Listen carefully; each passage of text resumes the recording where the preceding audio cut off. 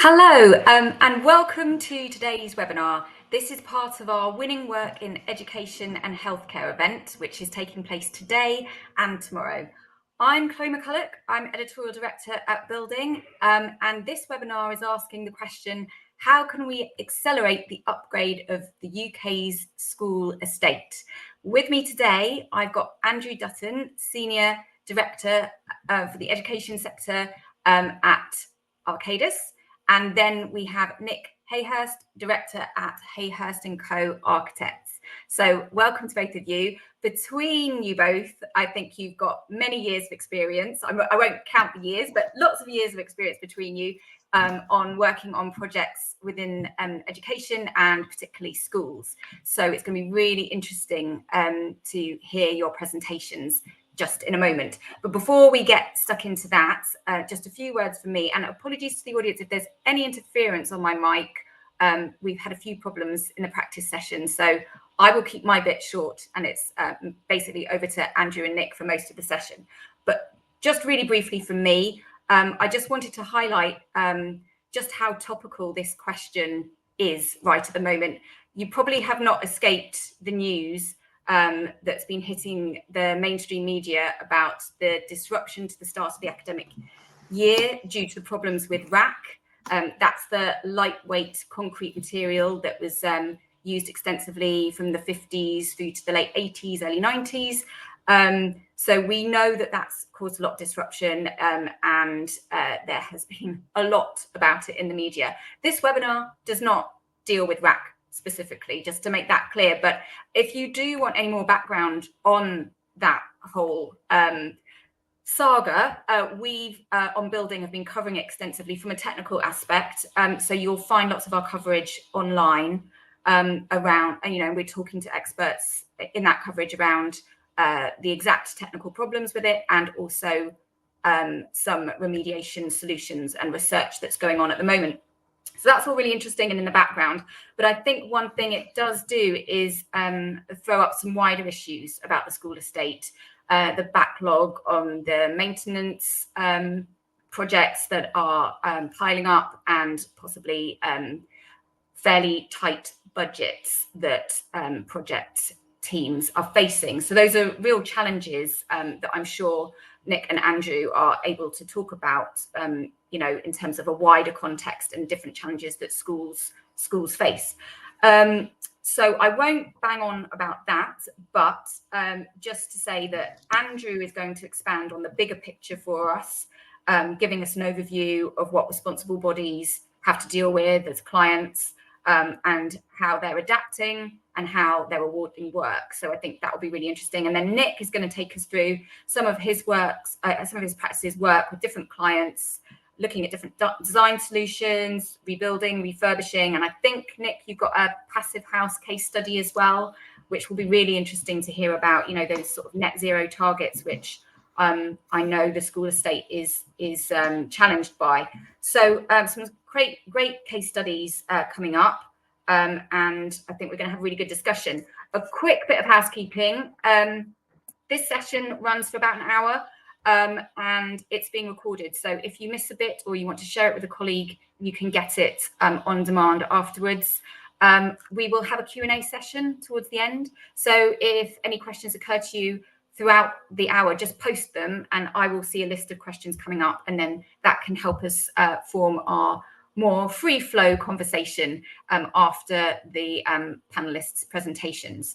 So I think that's it from me. I'm going to hand over to Andrew, and Nick and I will turn off our cameras and mics, and it's over to you, Andrew. I think you're going to share your screen. Brilliant. Yeah, thanks, Chloe. Yeah, just bear with me a second while I do that.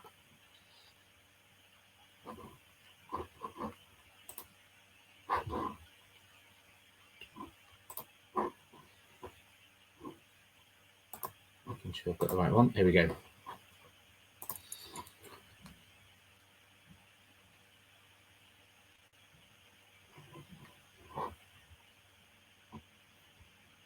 Right, that should be okay. Great. Okay, good morning, everyone. It's great to be on the session this morning. I'm going to take a little bit of time just to remind ourselves of the context around the schools estate, and in terms of what we're dealing with, in terms of the size of it. Now, it's important to note that what I'm going to talk about is predominantly data that we've got on the schools estate in England, but clearly that's representative of Wales, Scotland, Northern Ireland as well, and we've got visibility of all of those areas, and see repeating and similar challenges. So while some of the stats are relating to England, I think we can see the common challenges really as we go. So in the English schools estate, we've got 22,000 schools, and interestingly, that's made up of 64,000 blocks. And the big thing that we understood from the DfE's data collection, CDC1, was that there was at least an 11 billion maintenance backlog figure to deal with. That includes wider challenges with asbestos, with 81% of schools reporting asbestos in their buildings.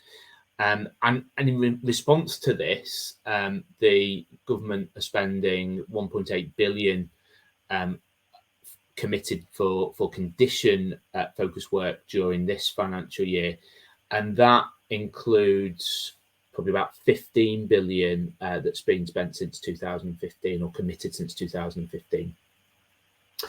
Everybody be aware as well of the 500 schools pledged under the school rebuild programme over the next 10 years, but actually it started, which are to be focused on the worst condition schools or blocks across the estate. So I think what this all demonstrates is there's a massive challenge.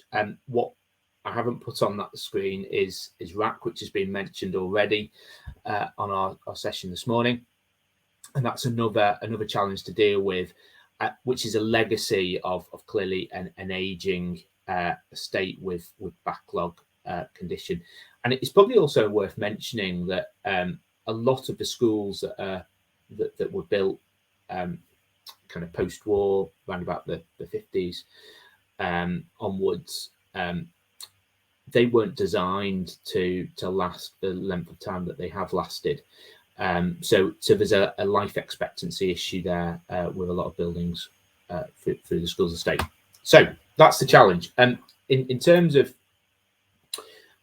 how this cascades really to school responsible bodies, and it's worth noting as well that the bodies managing schools, whether it be academy trusts, local authorities, or diocesan bodies, there's been a massive change in landscape there, and there's lots of academy trusts that are new to this. Academy trusts that have been formed in recent years, and they're establishing a need to understand what the issues are with their estate and respond to that accordingly. So some real challenges around needing to build new process and expertise.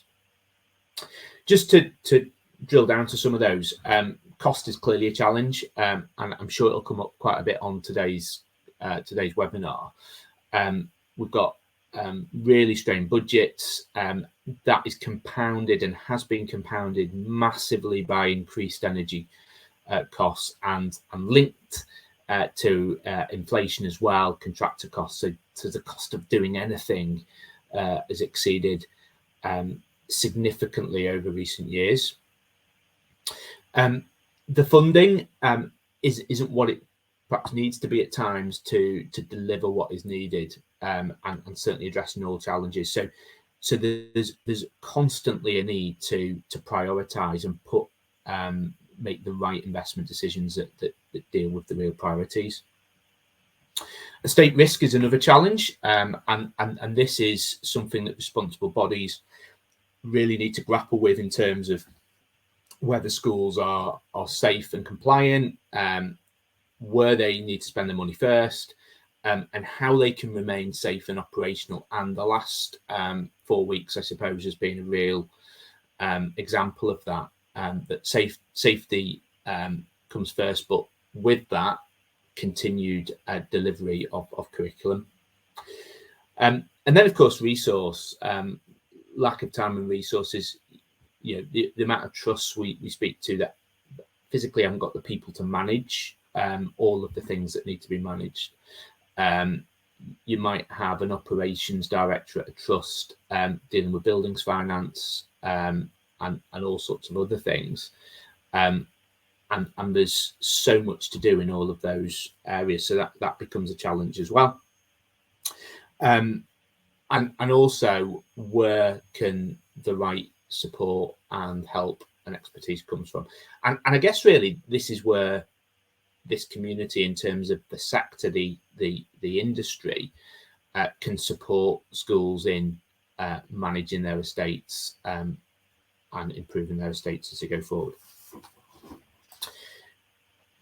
I'm going to focus a little bit just now on that very point, really, of how we can support the schools estate, how we can support schools and responsible bodies in maintaining their estate, in maintaining delivery of the curriculum in a safe environment. And what we're going to do is actually just structure the next couple of minutes around the Good Estates Management Guide for schools. This is a guide for schools, for responsible bodies, but they need support in many ways in implementing some of the guidance. So the context of this is it's school guidance and responsible body guidance, but there's a lot of support needed. So let's have a look at where we start. Advice to responsible bodies would be around developing a strategic estate management approach, and that is to support the education vision. So delivery of education, delivery of the curriculum, improving outcomes for learners is what every responsible body in school is primarily there for. And all the estate should do is support that in the best way possible. So it's linking the estate vision with the education vision. And that estate vision should cover what a responsible body wants to achieve across the estate to enable delivery of education vision. An example of that is if the education vision for trust is to create collaborative and inspiring environment that changes lives, how will the building support that? Below that, you've got the vision for the estate strategy. Sets out where the estate is now, where it needs to be to effectively and support and achieve the vision and aspirations. Fundamentally, this is the user guide for responsible bodies to set up key goals, drivers across the estate to achieve their vision and ensure that all parts of that responsible body, that trust, is moving in the same direction. And then, of course, you've got below that the asset management plan. And that's where the detail sits to outline the specifics of what will be happening and where across the estate to effectively manage, operate, and improve the buildings to achieve the vision and strategy. Most importantly, this helps ensure that responsible bodies are able to create and maintain a safe and effective teaching and learning environment. I suppose that leads on then to the how we do that and how we understand and school responsible bodies understand where they are now. And I think the point I'm going to make on this slide is that it's all underpinned by centralized property data, data that is really clear, accurate, consistent, centrally stored, and regularly updated. This is all required for, I suppose, three key reasons, really: to identify and address the key risks that will impact on a particular responsible body, reduce risk of failure and disruption, and we're in that real climate at the moment, of trying to avoid disruption as much as possible, and of course seeking to ensure value for money is achieved across the estate. In terms of priorities, we'd often say that they should start with addressing safe, dry and warm environments across the estate, and then in longer term, using investment to focus on an enhancement of the estate. But what the data helps responsible bodies do is have a consistent way of reviewing priorities across the estate, and using that to plan, prioritise and deliver to managing stakeholder engagement. So really key, really important for responsible bodies to have all of this in place and up to date. Then we've got performance management and sustainability. So this is a supplement to estates data and will drive the strategy. And it's vital to focus on energy and sustainability as well. This ultimately relies on understanding current usage and activities across the estate, identifying areas for improvement that will help save costs and reduce carbon, and then set out clear plans and ambitions to drive these improvements. You might say this sounds relatively simple, and that's the point. But it's crucial that a step-by-step approach is adopted that is ambitious, but is also achievable. So what's needed to achieve this? Well, there's a climate action plan or an environmental sustainability strategy that sits within the estate strategy that should set out those goals. There's a need for responsible bodies to have heat decarbonisation plans in place across the estate to identify interventions that will best reduce carbon in the future.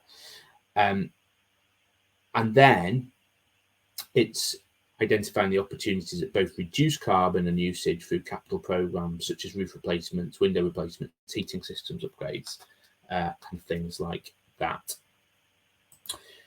Moving on then to effectively designing, specifying, procuring and delivering projects. And this is another key challenge for responsible bodies, and having the right professional support in place is crucial to this. So far, we've thought about the strategy, where responsible bodies and trusts want to go to, and the data that supports that, and the kind of energy and decarbonisation requirements. But once a list of priority projects is identified, it's really important that these are effectively specified, procured and delivered in line with expectations. And GEMS, the Good Estates Management Guide for Schools, has a very useful tool called the Project Checklist, which can support responsible bodies on this delivery process. Some of the key aspects that need to be considered are time, quality and cost, as we'd all be used to thinking about very regularly. From a time point of view, our responsible bodies effectively planning and proposed projects to minimise disruption? Are they assessing alternative options that may help save money and disruption? Thinking about procurement strategies, bundling projects of the same type across the estate together to gain efficiencies. In terms of quality, getting the right specialist, competent people to support with specifications and design, and overseeing and managing contract administration of works once they're progressing. In terms of cost, procuring the projects, tendering to competent and experienced contractors is key, and getting the right cost management support when projects are progressing. And all of this is absolutely relies on the right professional support. Final point I'm going to cover in this good estates management piece is around maintaining estates effectively. To put this simply, if we don't maintain things effectively and efficiently, they tend to fail quicker and sometimes unpredictably, and that can take money away, divert money from funds that were identified for other purposes. clearly it also has a real impact on the ability to deliver a planned list of projects with a set budget if reactive failures are happening more often as well. So it's really important that, once again, a robust compliance and maintenance model is in place across the estate to ensure they remain safe environments for teaching and learning. Some of these elements include ensuring you understand compliance and maintenance obligations. This is kind of the baseline in ensuring a safe environment for teaching and learning, but delivering these requirements competently and effectively as well. And whether that's delivered by a responsible body in-house or outsourced, it's important that a proper model is in place to do that. Ensuring data and information between project delivery and maintenance connect well. For example, a project that is delivered could void a guarantee on a previous roofing project. So that's really, really key to have all of those things joined up together. So just, I suppose, to bring all of this together, really, it's key that the sector is able to support school responsible bodies in having the right strategic approach that is underpinned by a robust understanding of the estate, which is well informed by data that is accurate and consistent. The whole process needs to build a sustainability and energy efficiency approach that is weaved across the strategy and project plans. Prioritizing is absolutely key, because we know that the funding is an ongoing challenge, and then following through and delivering the strategy, delivering the plan in a way that supports teaching and learning. So that kind of concludes what I was going to just talk about now. I think GEMS is a great starting point with the relevant guidance, tools, checklists to set up and deliver their estate responsible body estates management in line with good practice. But the professional and industry support with that is really, really key. So I'm just going to stop sharing. Thank you so much, Andrew. I'm just going to turn my camera on again. And just a couple of follow-up questions, because that was really interesting and made me think about a couple of things. Just around the point where you were saying, obviously, the way that schools are managed now has really changed recently. So we've got now a whole load of new trusts, multi-academy trusts that bring together schools. And reading between the lines of what you were saying, are you basically saying that they're fairly new as being clients? So they're navigating their way through how to procure work, how to access funding pots, how to think about estate management in this way. Is that kind of what you were hinting at? It is, Chloe, totally. I mean, just to give an example of the range of bodies in terms of multi-academy trusts that are looking after the schools.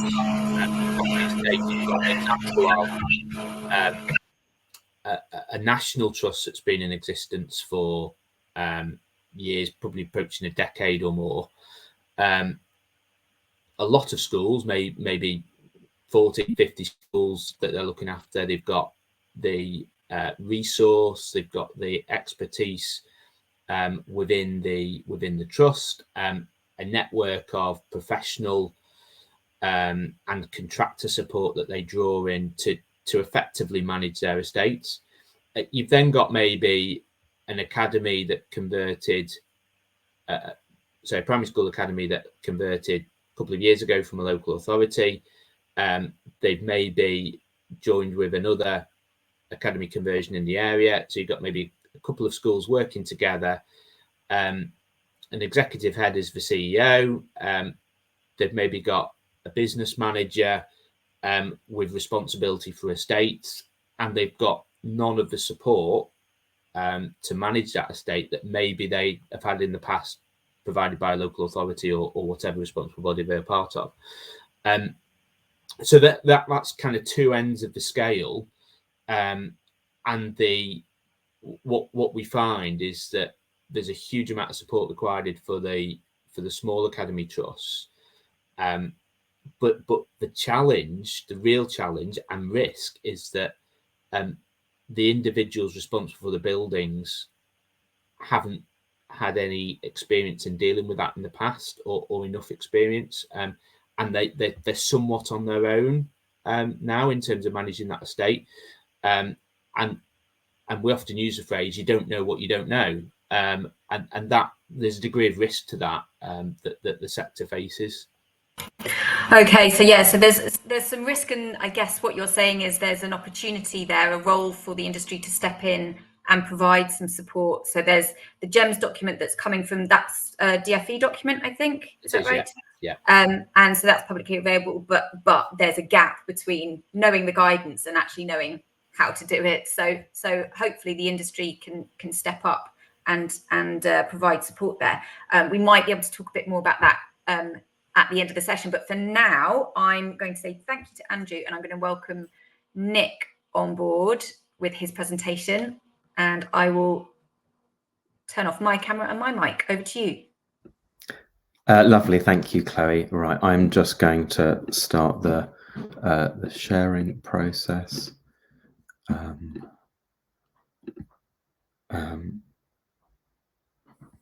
Okay. All right. Thank you very much for inviting me to talk this morning.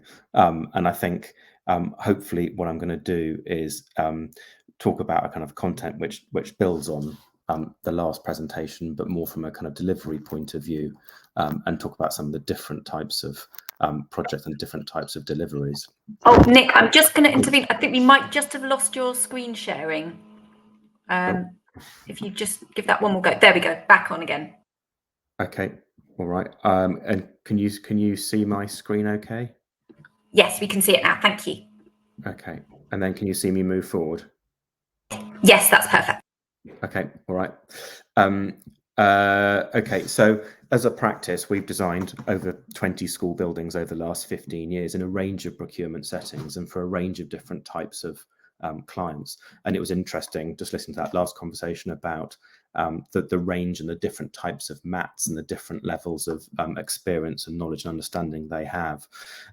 So some of the projects that we've done are directly for LEAs on new build replacement schools as part of regeneration programs, and also projects through Section 106 funding.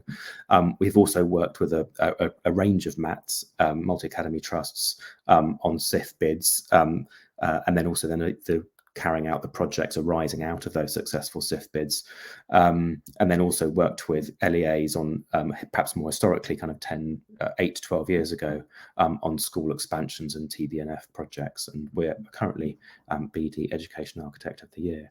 But it is quite interesting, the range of different mats, and I think anecdotally, I think at least some of the mats are probably larger than some of the small LEAs in terms of the number of schools in which they're managing, and we've worked for some of those, but also some of the mats which are perhaps 3 or 4 schools only, and there's a different level of service and a different level of kind of not just hand-holding, but a different level of kind of engagement that as architects that we need to provide. So the question that was put forward is, how can we accelerate the upgrade of the UK school estate?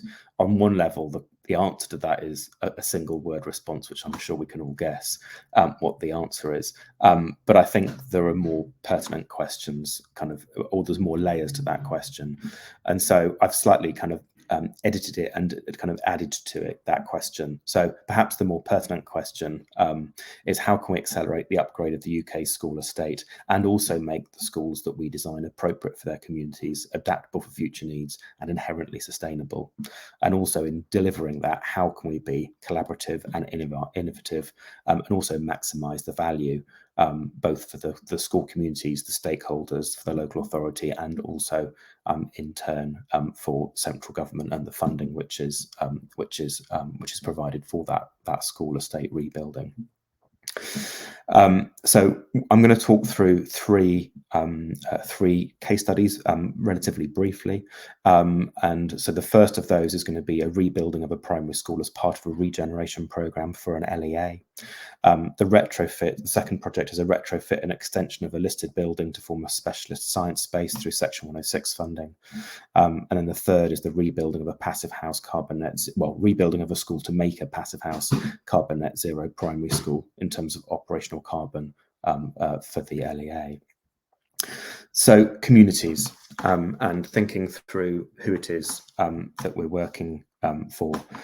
This is Edith Neville Primary School, which is a recently complete primary school in Camden, for London Borough of Camden, between St Pancras Station and Euston Station, so right in the very centre of London. And one of the interesting things about this process was really about establishing what social value meant, and rather than it being a spreadsheet of values, it was about a series of questioning about what values meant for that particular school. And interesting, the conversation that Andrew was talking about in terms of, how the education vision matched the estate vision, and how the manifesto that we called it, that creates that linkage. And what was interesting, it's also interesting in the context of accelerating, is that one of the things that I think was really amazing about this project is that we were allowed to have 3 months as part of a kind of an RIBA stage 1 process, where we were simply engaging with the school, barely drawing a kind of line that meant a building, but just talking about what the values of their school were, and the values of that kind of development.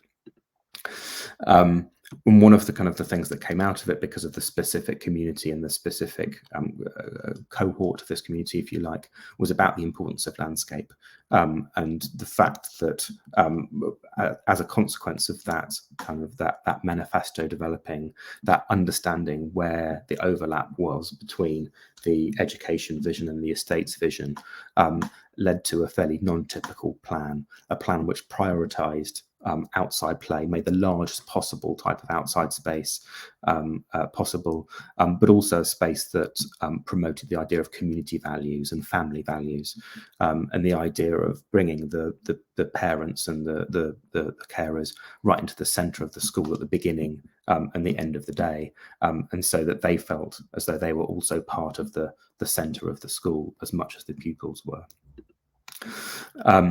And one of the a kind of tongue-in-cheek things that we were very keen to do is that we actually made the pupil entrance a bigger kind of architectural statement, if you like, than the main entrance.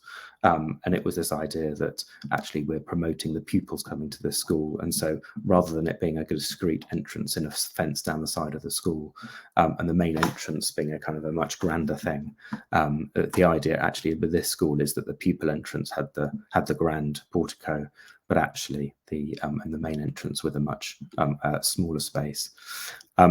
What was also particularly pertinent about this project was about its connection to public open space and the public realm which surrounded it, which you can see kind of in the foreground here, and a lot of that community value was, as much as it was about the school itself, it was also about the value that it created for the wider community, and how that interface between the school and the public kind of realm worked. And at the end of the process, one of the things that the school was very keen to do was to kind of talk about the school values, the educational values, and how also then linking them to the kind of the estate values in the school, which you can see kind of on the slide here. Just a kind of note in terms of where value lies. I mean, this was a note from, I'm not going to read them out, but a note from the head teacher, but then also from a kind of the planning officer, and talking about those forms of values for the education, but then also for public realm. So the second case study is an adaptable retrofit, also for Camden Council, but farther north of the borough, in the north of the borough, and was very typical, far perhaps more typical of the schools which many of us work with on a day in, day out basis. It was a locally listed building, and it's about converting existing spaces and maximising the use of those existing spaces. And the brief for us, and this was Section 106 funded, was to create an active laboratory for STEM-based subjects, so science, technology, engineering and maths, for primary school age pupil. And the brief from the school, which as an architect is quite special, was to create a space like no other, with a budget of £300,000. And one of the things that's really interesting is that the space is now used as a science space for many of the surrounding schools, and also for kind of visiting people that come to talk about it as well. So, you know, £300,000 on one level you think doesn't get you very much, but then in terms of the, but these are more typical perhaps of the ways in which money can be spent to enhance existing school estates rather than necessarily through kind of rebuilding. One of the big things that we did as part of this process was, because it's a unique brief, was very much about engaging in a co-design process with pupils, with staff, with governors, and talking about kind of consulting and engaging and enthusing pupils about the types of spaces that they might be learning in. So there's a series of workshops and a kind of sections projected onto a wall where kids were then beginning to kind of draw in and draft what they were thinking about, the type of activities, the types of learning that they might want to take, and us as architects then thinking about how we might find those adaptable. And one of the kind of key things is also about how we communicate with pupils who, and in this particular project we saw the pupils as our clients, and talking to them about the types of activities, the types of science learning, and the STEM learning that they might be undertaking as part of that process. And even when it comes to doing orthographic drawings, drawing them in a way in which, I mean, obviously there's another set of drawings which are used for construction, but drawing these in a way that engages pupils and engages kind of wider learning. And the activity, talking about the kind of the activity in the spaces that went on, the different types of science learning, different types of STEM learning, from projectors to different types of pop-up tables, to places just where simply pupils can learn to drop things and to test things like weight and falling times and things like that. But also kind of contemplation spaces, and so part of the inside and part of the outside, where there was a small kind of learning terrace, and looking at the types of interventions. And so the space that we retrofitted and extended was essentially the whole of that wing into a new science space. And so this was about maximising the value of the existing state that already existed, and doing it away. And this was the winner of the AJ Retrofit Awards in 2019.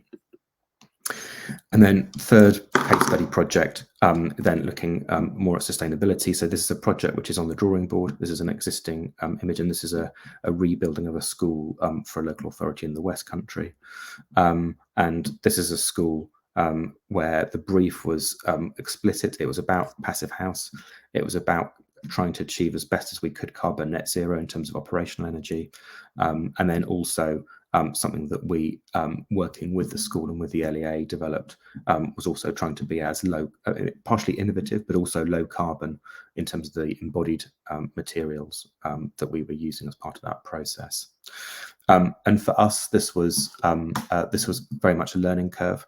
And for those that have been involved in Passive House design and delivery, it is quite interesting how some of one's preconceptions about how schools are planned and how schools are designed begin to be affected by the numbers and the statistics that we were kind of working through. So one of the things that was quite unusual here is that it's a relatively square plan, rather than perhaps a typical finger block, or you don't really often get super blocks at primary schools. But and the looking at form factor, and basically the greater the form factor, so basically the shorter the less the amount of external wall and the ratio, then the less the thermal envelope is, which means the more efficient it is, both obviously in terms of material and also in cost, but also in terms of the fabric that needs to be insulated where heat loss takes place. Again, bit like the last project, we did a whole load of co-design workshops talking about materials, talking about biodiversity, and engaging pupils in those initial kind of conversations. And then in terms of embodied carbon, being as trying to be innovative as we can in terms of the types of materials that we use in terms of low carbon.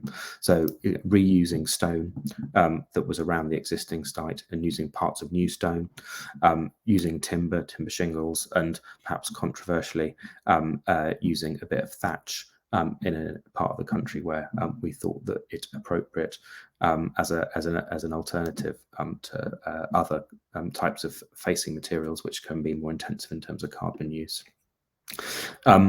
And then also in terms of windows, and one of the things that was quite interesting and challenges was then working through and designing with the numbers and thinking through actually where windows are, where the amount of glazing per window per classroom, and actually in terms of then trying to both maximize daylight but also minimize heat loss, and also the consideration of some of the EYFS areas that require kind of free flow between inside and outside spaces, and how that works. And so it was not only challenging in terms of the plan, it was also challenging in terms of the elevation, and also challenging in terms of materials, and ultimately providing a different kind of setting and a different kind of language for what the school was about. So back to, as a conclusion kind of point, so how can we accelerate the upgrade of the UK school estate? I think we need to look at deep retrofit of existing schools where possible. And I think where you can't, and it is about rebuilding, then it's about rebuilding with the community, and sustainability is the starting point to ensure value. I think it's about co-design with educators and stakeholders. And I think it's also about educating planning authorities on what low carbon means in terms of design. And those are some of the issues that we've faced on a number of projects. And also critically, don't add sustainability on, and it needs to be intrinsic from stage one onwards. And in order to be able to meet our IBA Climate Challenge 2030, be able to meet the DFE targets of 2037, it isn't about doing what we normally do and then adding some kit. It actually fundamentally affects how we begin to plan right at the very beginning of the projects. So that is the end of my presentation. Thank you so much, Nick. That was fascinating to see three really different projects, and I think quite inspiring in a way when we have a lot of negative news about the education estate, to see within constraints brilliant projects are possible. But I suppose I'm going to bring Andrew in at this point for our wider conversation, and I guess my challenge to you both is that whilst we might have pockets of excellence like we've just seen, and also we don't know quite how extensively the RAC problem actually is at the moment, but it could be that it's pockets of RAC is a persistent problem, and it might not be quite as extensive as people have feared. But at the moment, we're sort of seeing pockets of excellence, pockets of real dilapidation. But can you put into context, I suppose, what the bulk of schools need, and how do we, I guess the question for the overall webinar was about, well, how do we accelerate this upgrade of the whole estate? Because whilst, Andrew, you were saying 500 schools have been allocated to the rebuilding programme, that there are, as you said, I think, how many schools did you say altogether? Was it 22,000? 22,000, yeah. Yeah, it's kind of a drop in the ocean when we're talking about asbestos being present, RAC being present, but also just system build schools from the 50s, you know, never, as you said, never intended to last this long. So how do we actually grapple with that? Do we have any, I mean, maybe this is a bit high level, but do you have any sort of sense of what would need to happen at a sort of England scale?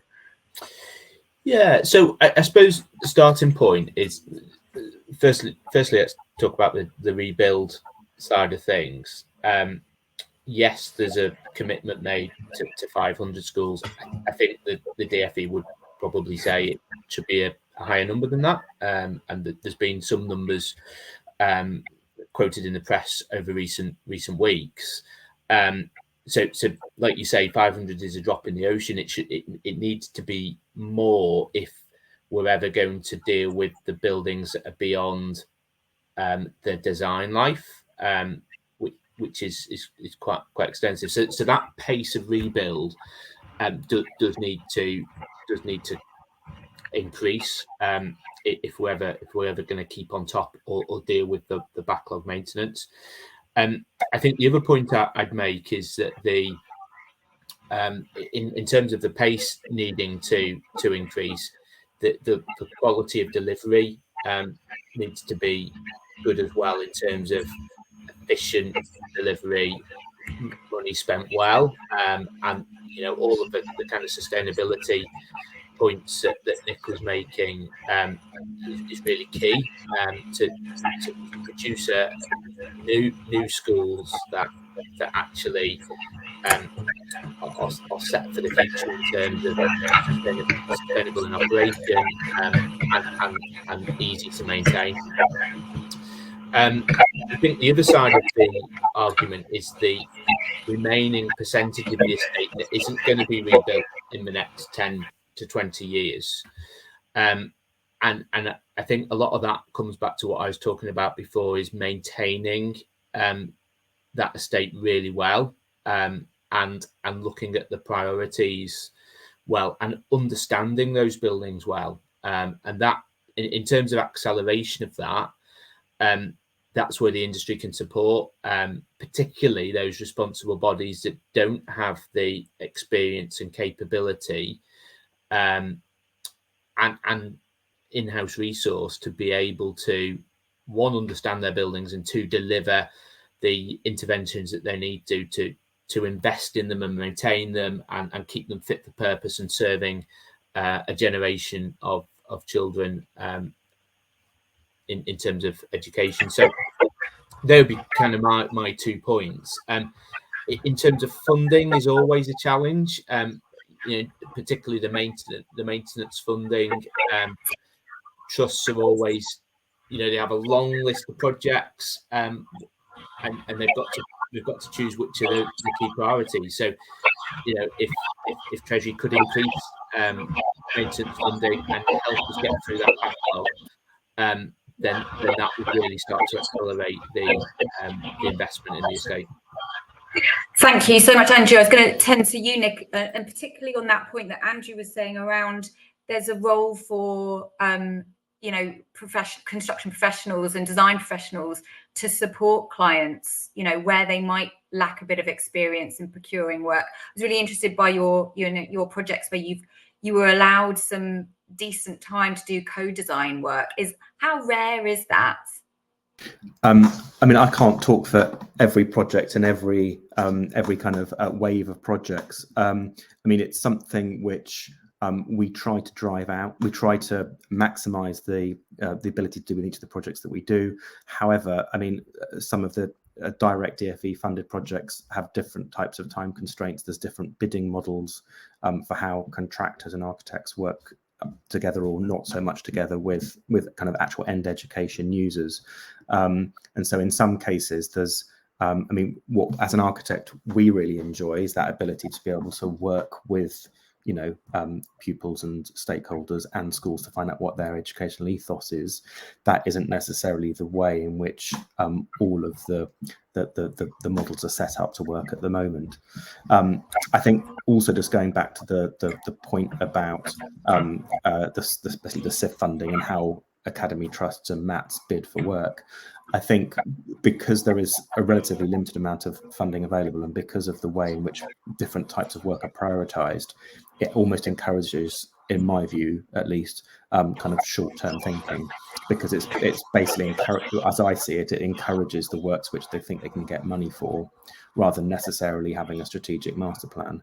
And if there was a strategic master plan and say, actually, over a course of 5, 10, 15 years, this is the plan and this is the most cost-effective way of delivering it, that's great. But for the small academy trust, you look there and say, okay, I've got a health and safety issue that needs to be dealt with now.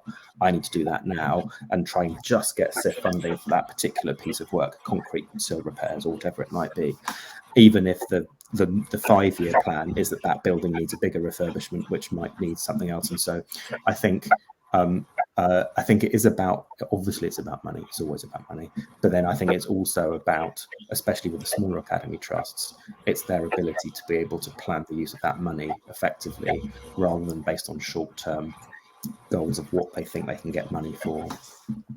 Absolutely. I think this point about funding does go to the heart of it, doesn't it? We know of schools where, you know, they've got a part of their school building that they want to completely remodel and rethink and integrate it into the playground and everything, but actually they can get money to just do one thing, and you know it's not going to happen, even though over the long term that would make sense, but they're going to have to spend money in the short term just patching up a building. So yeah, that's very, very relevant. I think we're getting some questions in around MMC in the education sector. And is that seen as not a silver bullet, but in some senses it could help schools that are really struggling with this funding issue or time issue? I mean, I don't know how much money MMC actually saves, but it's considered to save on time in terms of getting projects, you know, built during the academic breaks, so to speak. I know, Nick, your projects were definitely very bespoke and probably not around standardized design, but could we have a little bit of discussion around, can standardized design accelerate some of this work? Yeah, so in terms of MMC as a concept, modern methods of construction, there's some great attributes to it that help with the efficiency of delivery, and that's should be in terms of one, getting more school for your money in that sense, but also in terms of time savings.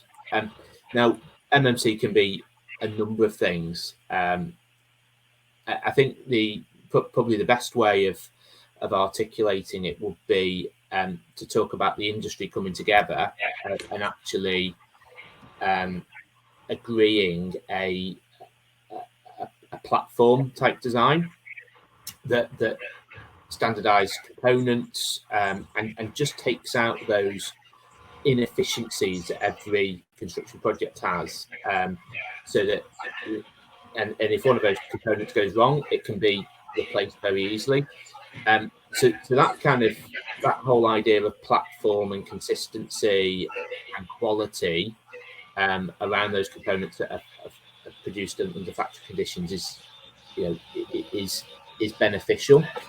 And what I would say is that there have been challenges with it, and the challenges have probably been relating to the transition from factory conditions to on-site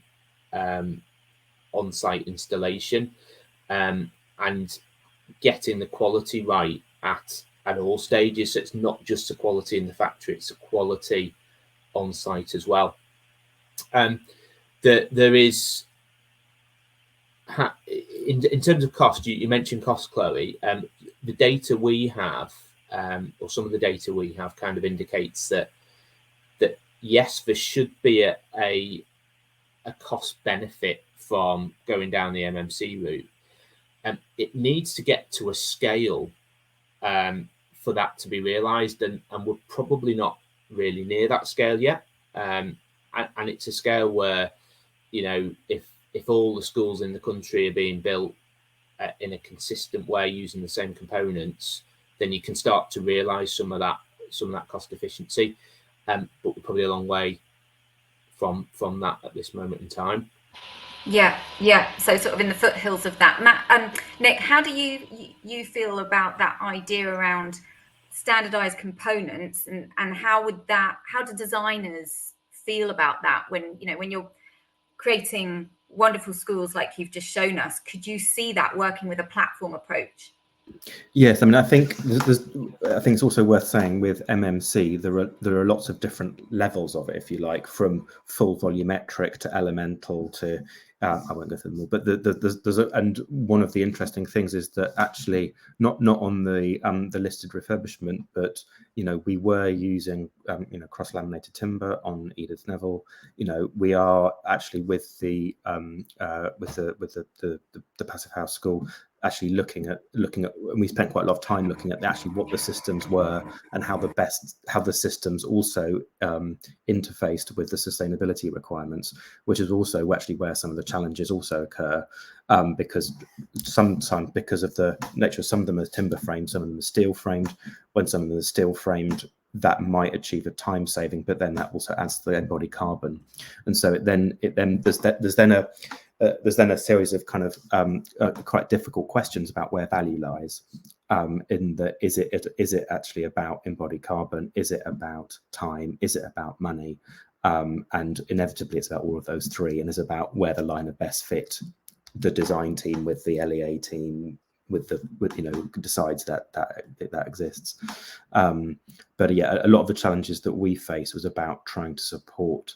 I mean, we've got on that passive house score, we've got U values below 0.1, and it's about how you then, in terms of wall and roof components, and it's about how you achieve that with some of the MMC kind of elements. And it's not unachievable, but it does mean that some of it isn't appropriate. Okay, so we're just into the last few minutes now, and we have had so many questions, so I've tried to group them together. But I think one sense that I'm getting from the questions is that there's a sort of a frustration on the industry's part as to how we can help with these huge challenges at scale. So what is going to unlock acceleration at scale? So I guess maybe we could just end with, what would be top of your wish list if you could, if you could change something either at policy level or at the industry's ability to deliver level. What do you think would be the key to unlocking some of this need within the school's estate to upgrade? Because it feels like we're a bit stuck. So is there one way out that would be top of your list? Well, I mean, apart from the obvious one-line answer, which is money, but I think that was the unsaid. I mean, it's the but I think it's also, and this is maybe where Andrew and I slightly disagree, but I think it's also about devolving that money to LEAs and to a kind of academy trust, who can probably best work out where that money is being spent for their particular cohort and for those particular communities. And I whilst there is obviously a question about standardization, I also think that one size doesn't fit all, and so I think it's about finding where the balance is between those. So in terms of it's a money issue, but it's about how those either local authorities or multi-academy trusts or responsible bodies, whichever it is, actually how easy it is for them to access the funding pots, because in some cases there is funding allocated, but there's a disconnect between the need and ability to access. Yeah, and how it's procured, and I think it's as an architect and as a contractor, it's almost always easier to look at new build rather than rebuild it, and we all know what those issues are. But I think that yes, it's that interrogation of the ability to retrofit. As much as it is necessarily the fact that we have to rebuild. Great point to end on. Andrew? Yeah, I think I'd agree that more funding will always be helpful, and particularly from a maintenance point of view. And I do agree with Nick, actually, in terms of that is better dealt with locally, in terms of upgrading the existing schools estate. And in terms of new builds, I do think that a centrally delivered model drives that kind of consistency and efficiency, but I think that can probably be improved and include more of the sector through innovative procurement arrangements, particularly around alliancing and bringing in local supply chains that are all working together to drive increased quality, consistency of delivery, that ultimately provides us with an enhanced estate going forward. Wonderful note to end on. And I think the message I'm taking from that is that there is work to be done at government level to try and sort this out, but also the industry has a huge stake in this. And if the industry can collaborate, can work together, can form alliances, good supply chains for these disparate, fragmented clients now, that would be a really good second part to the solution. So we haven't solved it all in one hour. I don't think we thought we could. We've had some fantastic questions from the audience, so thank you very much. Thank you very much to Nick and to Andrew. It's just to let you know again, this is available on demand. Our Winning Work in Education and Healthcare continues this afternoon at 2 p.m, where I think we have an even bigger focus on MMC in the school estate. So some of what we touched on today this morning will be expanded on this afternoon, and then tomorrow it's more of a focus on healthcare, so do join us for that. But for me and the panelists, thank you very much for listening, and goodbye. Thank you.